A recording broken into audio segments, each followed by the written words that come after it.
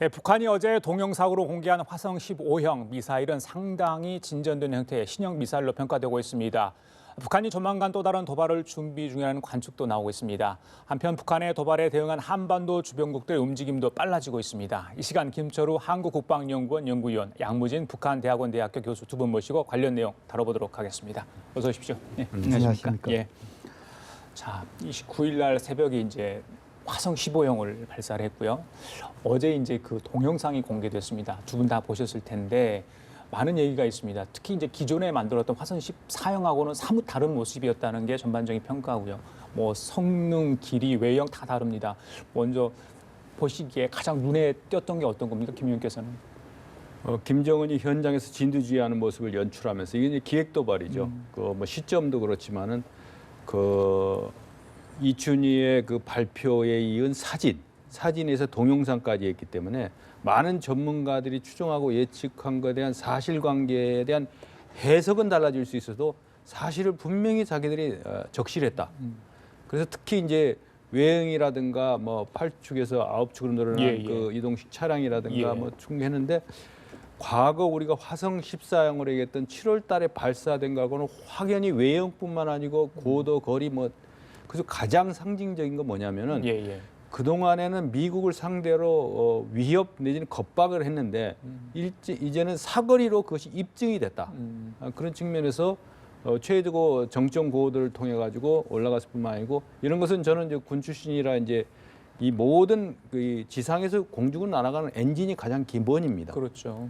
엔진 성능이 향상됐을 뿐만 아니고 엔진을 클러스터링하고 조합하고 그것을 제어하는 기술이 상당히 늘어났다고 하는 것은 이 사거리는 얼마든지 그 연료 양에 따라 조절할 수가 있거든요. 길이를 늘리고 그런데 그렇죠. 이 제어력과 이런 것이 상당히 늘어났다는 것은 국제적인 많은 전문가들이 기존의 북한의 미사일 능력에 대해서 아직 거기까지 못 갔다라는 그것에 대한 일종의 그 얼라밍 벨, 경고 벨을 눌릴 정도로 상당히 달라진 모습을 실질적으로 보여줬다. 그러니까 엄포가 아니고 실질적인 사실로서 그것을 입증하는 그리고 동영상도 아주 국제 영향력 있는 미디어, 연합뉴스 TV까지 포함해서 보도하기 좋을 정도로 편집까지 해서 이렇게 이 배포하는 이런 여러 가지 역량을 봤을 때 그들이 기획 도발 역량이 사실상 무시하지 어려울 정도로.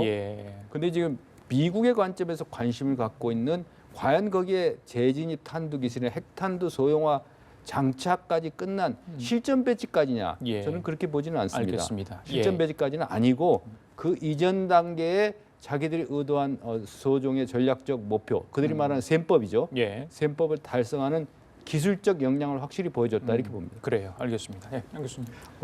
저도 우리 김 박사님과 똑같이 이번 화성 15형은 세 가지 관점에서 이 신형 미사일이다. 저는 그렇게 평가합니다. 첫 번째로는 아마 엔진. 지금 이제 엔진이 이제 상동 엔진 아닙니까? 이것은 뭡니까? 밑에서 치고 올라가는 것이 상당히 강하다고 볼 수 있겠죠. 맞습니다. 불꽃 화염이 이전과 달라요. 그렇죠. 모습이. 두 번째는 뭐냐면 탄도의 모형이 지금까지 뾰족한 거에 비해 가지고 이번에 뭡니까? 약간 둥글고 뭉클한 거 아닙니까? 이것은 얼마 다탄도 미사일 가능성을 보여주는 측면이 있고 마지막 세 번째로는 그 TEL 이동식 그 발사 그 미사일 이게 뭐냐면 9개 축이다 말입니다. 이게 지금 이제 세상에 9개 축이 지금 대부분 8축인데 9개 축이라는 것은 북한 자체에서 생산 가능한지 알겠냐 이런 측면에서 상당히 우리가 우려스러운 점이 있고 이것을 모두 합하면은 아마 새벽 3시에 발사했다는 것은 소위 말해서 임의의 장소에서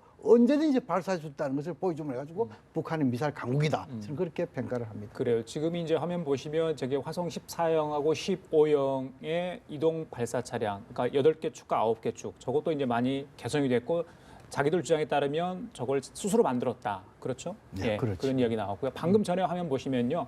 그 화성 14형과 15형이 나오는데 많은 차이가 방금 박사님 말씀하신 것처럼 있습니다. 그 탄두부가 달라졌고요. 그렇죠? 2단 로켓에 그 탑 형태로 들어가는 거하고 소나무 형태로 통짜형으로 이렇게 가는 부분하고 그래서 저 부분이 많이 길이도 늘어났고 자 그런 부분에 대해서 전문가들은 많이 지적을 하고 저렇다 보니까 많은 거리를 갈 수 있고 고도도 좀 높아졌고 이런 지적을 이제 하는 것 같아요. 자 문제는 방금 이제 지금부터입니다. 박사님 말씀하신 것처럼 과연 이제 새로운 신형 ICBM으로까지 이야기했는데 재진입 기술 그 부분에 대해서는 우리 먼저 그렇죠. 지금 이제 우리가 지금 북한의 보도라든지 다수의 전문가들이 이렇게 그 화성 15형이 예. 신형 미사일로 나올 것을 아무도 지금 예상을 못했습니다. 북한이 전혀 보여주지 않았거든요. 근데 이번에 뭐냐 완전히 새로운 미사일로서 보여줬단 말입니다. 예. 그런데 우리 지금 이제 정보 당국이라든지 한미 간의 전반적인 분과는 아직까지 세 가지 요소 가운데 한 가지는 충족됐지만도 두 가지는 아직까지 미완성이다 이렇게 주장하고 있지 않습니까? 예. 다시 말해서 대륙간 탄도 미사일로서 적어도 사거리가 10,000km 이상 간다. 하나 여기에 대해서는 다 그 공통된 주장인 것 같아요. 두 번째로 지금 대기권 재진입 예. 이것이 과연 가능한가? 이 부분에 대해서는 반신반의. 또 그리고 마지막 세 번째로는 뭐냐 이렇게 과연 일정한 상공에서 기폭장의 폭발이 가능한가? 이런 부분에 대해서 아직 안 보여주기 때문에 예. 상당 반신반의한데 저는 개인적으로 지금 화성 15형 이것이 완전한 신형 미사일까지 갔다는 평가를 할 때 예. 저는 이 그 대권 재진입 예. 이것도 가능한 부분이 아니겠느냐 예. 저는 그렇게 분석을 합니다. 그 국방부도요. 오늘 이제 국방위원회가 있었어요. 국회 보고를 했는데 송영무 장관도 이 신형 ICBM급으로 공식 평가를 했습니다. 사실은 그 공식 ICBM으로 평가하는 근거를 여러 가지가 있더라고요. 보니까 말씀하신 그런 지금 말씀하신 게 그건데 저희들이 좀 혼동이 있었잖아. 이걸 ICBM급이냐 ICBM이냐. 그런데 지금 저렇게까지 한다면 사실상 ICBM으로 봐도 무리가 없지 않겠습니까? 그 우리 이제 국제사회가 공인하는 ICBM은 그냥 재래식 탄두를 장착한 ICBM은 없습니다. ICBM 우리가 급이라고 구태여 얘기하는 것은 예. 거기에 핵탄두가 장착되느냐. 다탄두까지는 논란이 있지만 핵탄두 장착되는 것을 인정해주는 꼴이 되기 때문에 예. 그것을 북한이 주장해서 화성 15형이라고 했다 그래서 우리가 이것을 북한이 사실상의 핵보유국에 진입했다라는 것을 인정해주는 식에 대해서는 안 되는 거기 때문에 이건 그렇죠. 국익 차원에서도 아주 중요한 문제이기 때문에 예. 뭐 그것이 ICBM급이든 어쨌든 간에 지금 북한은 보면은 그동안에 저 3.15 엔진 대혁명 백두산 엔진서부터 쭉 보면은 국제사회가 아주 집요하게 문제를 제기하는 재진입 기술에 자기들 능력을 가지고 있다는 것을 보여주기 위해서 김정은의 행보를 통해서 허다못해 뭐 서투권 같은 반대 같은 형태를 보여주고 뭐 엔진에서 뒤에서 그 분사하는 모습을 보여준다든지 또 핵탄두가 안 됐다 그러니까 뭐 장구형 뭐 여러 가지 모양의 핵탄두 모형까지도 보여주는 이런 여러 가지를 봤을 때 이게 이제 무기 체계가 점점 이렇게 발달될수록 제일 중요한 하나는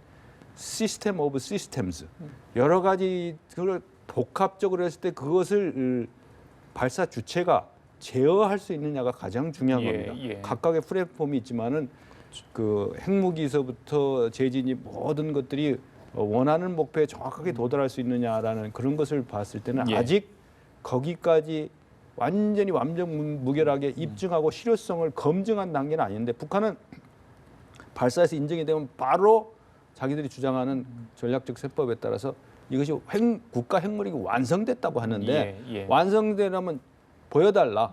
완성된 걸 보여라, 인증해라는 그런 측면에서 아마 추가 도발이 된다면 그런 것을 암시할 수 있는 도발의 가능성도 있다. 그래서 국제사회 여론 동향이라든가 이런 걸 봤을 때 특히 전문가들의 미사일에 대한 과소평가성의 그런 지적이 나오면 반드시 그것에 중점을 둔 메시지, 그것에 중점을 둔 도발 이런 형태로 나오고 있거든요. 그래서 그 재진입 기술을 완전히 마스터했느냐, 그런 상당히 그 검증된 정보 당국의 분석뿐만 아니고 과학 기술, 특히 미사일 기술 전문가들의 그 인증이 필요하다.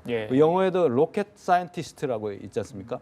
굉장히 복잡하고 사소한 잘못된 실수 하나가 이 프로젝트 자체를 망가뜨리는 그런 측면이 있기 때문에 그것이 실제로 핵탄두를 탑재했을 경우에 핵탄두, 탄두 질서, 북한식으로 표현하면 탄두 취급 질서, 지휘 통제까지 다 같이 가야 되기 때문에 그런 실전 배치 단계까지는 완전히 이루어지지 않았다. 그래서 ICBM급이라는 용어를 우리가 구태여 붙여야 된다. 저는 그렇게 봅니다. 지금 우리 뭐 김 박사님 충분히 저는 공감하는 부분이 있습니다. 그런데 우리가 이제 기술적인 분석과 정치적 해석은 좀 달리 봐야 된다. 다시 말해가지고 이제 기술적으로는 북한은 적어도 6차 핵실험을 통해 가지고 이 폭발 규모라든지 소형화 규격화 이에 대해서는 대부분 이제 다른 국가들도 6번 핵실험하면 다 그렇게 가는 거 아닙니까? 두 번째로 지금은 이제 이런 탄도 미사일 수십 차례 발사했잖아요. 이렇게 하면 보통 이것도 뭐냐면 거의 탄두 중량이 어느 정도 뭐랍니까? 한 그 1톤 미만 갈 수 있다고 볼 수 있거든요. 그리고 지금은 이제 ICBM 미사일가 북한 또 여기서 완성형 이야기했고 또 지금은 이제 그림을 직접 안 보여주더라도 전반적인 상황을 봤을 때 기술적인 부분에 대해서는 거의 완성에 가깝다고 볼 수 있고 단지 한 정치적 해석 부분에 대해서는 예. 우리 김 박사 말씀처럼 이것이 만약 예를 들어가지고 우리 완전한 ICBM이다라고 한다면 이것은 뭡니까? 일종의 이 북한의 핵무력 완성에 대해서 다시 인정하는 핵 보유고 인정하는 꼴이 되고 예. 또 인정한다면 군사적 오시험까지도 가능한 이런 부분이기 때문에 그래서 우리는 뭐냐면 기술적인 분석과 정치적 해석은 조금 구분할 필요가 있다. 그런 생각이 아까 듭니다. 전에요. 초반에 김 의원님께서 기획 도발 얘기를 하셨어요. 이 기획이라는 말에 좀 저는 의미를 부여하고 싶은데 7월 달에 이제 화성 14형을 발사를 하지 않았습니까? 이제 불과 4개월이 지났는데 지금 성능이 굉장히 많이 개선됐다. 그래서 일각에서는 사실은 이미 만들어 놨다. 날짜까지 심지어 전후좌우로 2, 3일까지 지정을 해서 지난달 29일 날 발사를 한 거 아닌가 이런 이야기 있던데 어떻게 보세요? 그 단기간에 그렇게 개선을 할 수 있는 겁니까? 이제 우리가 뭐냐면 화성 14형과 비교해 가지고 예. 이것이 14형의 개량형이냐 아니면 14형과 완전히 다른 신형이냐 예. 여기 따라가 좀 달라질 수 있죠. 만약 이것이 개량형 같으면은 예. 이것이 뭡니까 4개월 뭐 이런 부분에 대해서 어느 정도 가능성이 있지 않겠냐 보는데 그러나 이것이 개량형 신형 같으면 신형이다. 4개월만 안 됩니다. 아마 적어도 2, 3년 정도의 시간 속에서 어느 정도 자신을 얻어가지고 쏟지 않겠느냐 예. 그런 측면에서 이것은 2, 3년 정도 걸렸다. 저는 그렇게 분석을 합니다. 그래요. 알겠습니다. 자, 그리고 이제 문제는 북한이 도발을 또 했어요. 이제 그러면 국제사회는 어떻게 좀 대응을 해야 되는가? 우리 정부는 또 어떻게 국제사회와 협력을 가야 되는가? 그런 문제인데 일단은 대북 제재 관련해서 계속 이야기가 나오는데 미 행정부는 아직까지 구체적으로 발표를 하지 않았습니다. 가장 유력하게 되는 게 이제 금융 제재 부분, 추가 금융 제재하고 해상 봉쇄인데 해상 봉쇄 부분이 좀 이제 우리 국민들한테 낯설기도 하고요. 이게 어떻게 과연 북한을 압박하고 제재를 한다는 이야기인가? 실현이 가능한가? 그 부분에 대해서 굉장히 궁금한 부분이 많거든요. 양 교수께서 어떠십니까? 이게 가능한 이야기입니까? 트럼프 행정부 또는 트럼프 대통령이 강조하는 것이 뭡니까? 최대 압박 아닙니까? 예. 지금 압박할 때다. 그 압박에 있어서는 세 개의 분야가 있습니다. 첫째는 뭐냐 하면 외교적인 압박입니다. 다시 말해서 북한을 완전히 국제에서 고립시키는 외교 관계까지도 단절시키는 그런 압박이 하나 있고 두 번째는 경제적인 제재입니다. 이것은 중국에도 물어봐야 되잖아요. 중국하고 북한하고 무역 교육이 가장 많기 때문에 중국이 얼마나 접근성을 띄는 따라 가지고 효과성을 알 수 있는 거 아닙니까? 예. 마지막 세 번째는 뭡니까? 군사적 옵션이 아니고 예. 군사적인 억지입니다. 다시 말해서 한미 동맹 차원에서 군사 훈련을 강화한다든지 예. 아니면은 그 미국의 4대 전략 자산을 동원해 가지고 한반도에 뭐 순환 또는 상시적으로 한다든지 이런 거거든요. 또 뭡니까? 이번에 북한 이런 고강도 미사일 발사를 통해 가지고 우리가 해무라든지 이 공군과 육군 뭐 이를 통해 가지고 통합 훈련한다든지 예. 이것은 일종의 군사적 억지입니다. 그런데 지금 방금 앵커께서 말씀하신 대로 검열은 제껴놓더라도 예. 해상 차단 예. 또는 해상 봉쇄 예. 이것은 그 다수의 전문가들이 이것은 군사적인 옵션이라고 볼 수 있습니다. 예. 그럼 이것은 군사적 옵션을 하려면은 예를 들어 PSI를 통해 할 수도 있지만도 가장 그건 맹분이 약합니다. 유엔 안보리에서 북한의 이번 이런 ICBM 발사 이것은 국제 위험뿐만 아니고 예. 엄중한 이것은 그 문제되기 때문에 이것은 해상 봉쇄를 할 수 있다. 이렇게 어느 정도 맹시를 해줘야만이 가능한 부분입니다. 예. 그렇지 않을 경우에는 상당 이거는 뭐냐면 북한하고 충돌할 가능성이 많기 때문에 아마 이 부분에 대해서는 제가 보기에는 쉽지 않을 것이다. 예. 더 나아가지고 국제 유엔에서 만약에 이에 대해 어느 정도 지지를 받으려면은 예. 상임 이사국인 중국과 러시아가 반드시 찬성을 해야 됩니다. 지금 상황은 그 찬성 가능성이 낮기 때문에 예, 이것은 그렇죠. 그냥 북한한테 압박 하나의 이 압박 상징성에서 이야기하는 것이 현실화되기는 쉽지 않을 것이다. 그러면 중국과 러시아를 제외하고요. 그러니까 미국과 가장 가까운 일부 뭐 영국이나 뉴질랜드, 호주 뭐 이런 캐나다 국가를 참가를 시키고 또 옛날에는 한국 전쟁에 참가했던 16개국한테 그런 협조를 구한다할지. 그러니까 이게 직접적인 어느 정도 강도는 모르겠습니다만은 이게 그러니까 그런 해상 봉쇄는 뭐 불가능한 겁니까? 근데 우리가 금융적인 제재나 해상 봉쇄 또 중국이 키를 가지고 있는 원유 에너지 차단 뭐 이런 여러 가지가 있는데 지금 여기서 중요하게 제가 기획 도발이라고 하는 것은 이번에 태평양까지 갈 수 있는데 태평양 안 했단 말입니다. 왜냐하면은 북한의 전략은 셈법은 이 모든 문제를 동북아의 군사적 긴장과 이런 일촉즉발의 전쟁까지 가는 거를 북미 간의 문제로 프레임을 하는 겁니다. 맞대결. 그러니까 미국이 문제 때문에 이게 지금 우리가 하는 거지 그렇기 때문에 이게 아니라는 거죠. 그래서 뭐냐면은 이 국제사회와 북한의 그 도발적인 이런 미사일 도발 이런 식으로 국제사회 유엔의 이름으로 이것을 풀어나가야지. 예. 북한과 미국 간의 대결, 뭐 김정은과 트럼프의 말폭탄에 대한 그런 스타일로 나가면 안 된다는 거죠. 예, 그래서 예. 지금 북한에 물론 뚜벅뚜벅 그래서 핵무력 완성을 위해서 나가가지만은 예. 트럼프 대통령이 아시아 순방 5개국 순방할 때 그때 도발하지는 않았습니다. 이것이 다 완전히 이렇게 좀 되고 모든 정세 판단을 한 다음에 이 날짜를 택한 거거든요. 그렇죠. 택일을 한 거거든요. 그래서 상당히 중요한 의미 있기 때문에 해상 봉쇄에 있어서도 예. 북한이 제재 압박을 가하는데 해상을 완전히 뚫어놓고 마음대로 뭐 무역 교역하고 입출항 다 하게 한다. 그런 것도 말이 안 되는 거 아닙니까? 그렇죠. 그래서 이것은 국제사회가 그런 결의를 통해서 반드시 잘못된 행동에 대해서 그동안에 지나고 나면 결국 대화를 통해서 보상이 돌아가는 이런 식으로 돼서는 안 되고 핵무력을 완성했다고 주장하지만 그것이 예. 체제 위협을 가하는 정도의 감내하기 어려울 정도의 압박이 오는구나. 예. 이 값비싼 대가를 치러야 되는구나. 우리가 얻는 것도 있지만 잃는 것도 많다라는 것을 확실하게 교훈으로 해주기 위해서는 이게 뭐 금융이 됐든 에너지가 됐든 뭐 해상이 됐든 어떤 형태로든 간에 이런 강한 제재와 압박을 통해서 잘못된 행동이 계속 반사 이익을 챙기지 않도록 해야 된다는 게 기본이라고 알겠습니다. 봅니다. 미국을 중심으로 그런 논의가 있다는 것 자체가 북한에 대한 압박이 될 것 같습니다. 자, 그리고요. 오늘 문재인 대통령이 이 총탄을 맞고 쓰러진 이 북한 귀순 병사를 구조한 판문점 공동경비구역 근무군 장병들과 귀순 병사를 치료한 이국정 교수를 청와대로 초청해서 격려를 했다고 합니다. 문재인 대통령의 주요 발언 내용 들어보고 계속 이야기를 좀 나눠보도록 하겠습니다. 기적 같은 일을 해냈다. 이렇게 각별한 감사를 표했다고 합니다. 들려주시죠. 예. 조그만한 충돌도 그것이 걷잡을 수 없는 상황으로 번질 수 있는 그런 곳인데 여러분들께서 아주 침착하고 정확하게 상황 관리를 해주셨기 때문에 그것이 더 큰 위기 상황으로 발전하지 않을 수 있었습니다. 긴박한 상황 속에서 우리가 평소에 지침대로 그렇게 아주 신속한 판단으로 정확하게 대응들을 잘해 주셨습니다.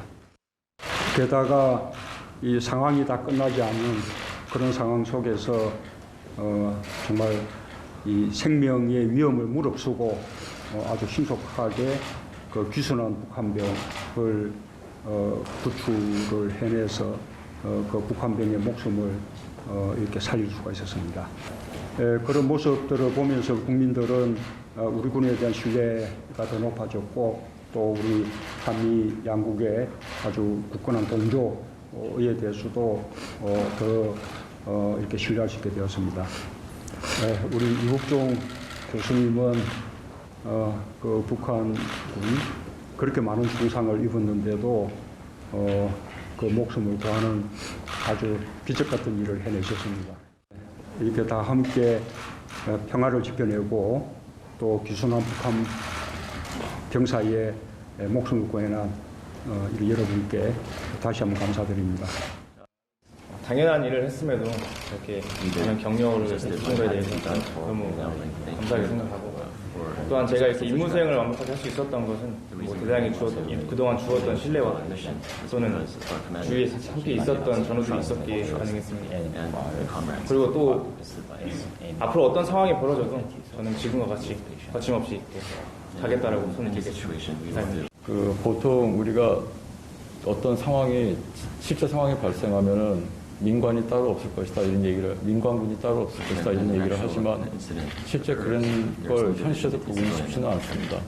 그래서 이번 기회를 통해서 그런 것들이 민관군이 일치돼서 하나가 돼서 통역안보태세에 매진하는 그런 것들이 교과서적으로만 나오는 게 아니고 실제 상황으로 구현될 수 있는 걸 국민 여러분께 말씀드릴 수 있게 돼서 다행스럽게 생각합니다.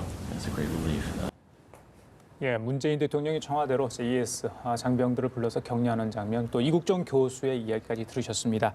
자, 임 교수님, 뭐 JS 귀순 병사가 많이 호전이 됐나 봅니다. 뭐 초코파이도 먹고 싶다 이런 이야기도 하는데, 뭐 엘리트 계층, 그러니까 군급의 중자 정도 되나 중령의 아들이다 이런 이야기 있던데 그 엘리트 계층이 저렇게 이제 귀순까지 했습니다. 그리고 무슨 일단 뭐 생명을 일단 건진 상황인데 어떻게 보세요? 지금도 북한 체제가 저런 다음에 많이 흔들린 거 아닌가요? 우리가 통상적으로 북한 이탈 준비를 그 이 탈북 배경을 보면 세 가지입니다. 첫째, 좀 경제적으로 먹을 것이 없어. 하나 또 두 번째는 뭐냐면 가족들이 여기 있다든지 또 있고 세 번째는 뭐냐면 일종의 그 북한 사회주의 법의 범법, 네. 이탈, 뭐 이런 게 있겠죠. 그렇죠. 일탈, 네. 이런 게 있죠. 그러나 지금 이번에 합동신문조에서 그 배경을 조사해봐야 되겠지만 예, 예. 어떻든 간 적어도 아버지가 예. 우리 중령거 예. 또 저기 갱무관이죠. 헌병. 헌병대 간부라고 뭐 그러죠. 이중 뭐 북한에서는 갱무관이라 예, 그래요. 예, 예. 이런 사람 자식 같으면 나름대로 먹기 살기에는 어느 정도 괜찮은 집안 아니냐. 예. 라고 했을 때 이것은 북한 체제의 이탈 이런 것보다도 좀 젊은 이 군인들이 나름대로 사회에 대해서 좀 저항이랄까요? 좀 불신 뭐 이런 것도 있겠죠. 막 그런 측면에서 좀 더 깊은 조사는 필요했지만 예. 그런 이유도 있지 않겠냐 생각이 듭니다. 알겠습니다. 예. 한마디만 보태면 예. 저 대통령의 말씀이 굉장히 중요한 의미가 있다고 봅니다. 예, 예. 왜냐하면은 이 안보 상황이 위중하고 군사적 긴장이 고조될수록 이 침착한 지혜가 중요합니다. 제임스 매티스 국방장관이 뭐냐면 전쟁은 무기로만 하는 게 아니라 두뇌로 한다고 그랬어요. 예, 예. 이게 지금 저 상사분의 그 저 침착한 태도나 이런 걸 통해서 예. 안보 현장에서 근력만 키우는 그런 그 근력 키우기가 아니고 예. 지혜롭게 상황을 잘 관리하는 저런 걸 통해서 예. 우리가 그 JS뿐만 아니고 각급 안보 제대에서 오판은 김정은만 하는 게 아니다. 예. 각급 제대에서 제대롭고 지혜로운 판단을 해야만이 이 안보 상황을 잘 극복해 나가서 예. 우리가 평창 올림픽 성공으로까지 이어나갈 수 있지 않느냐 이렇게 봅니다. 알겠습니다. 아주 정확하고 침착하게 상황을 관리했다. 이렇게 격려를 했다고 합니다. 자, 지금까지 김철우 한국방연구원 연구위원, 양무진 북한대학원대학교 교수였습니다. 감사합니다. 예.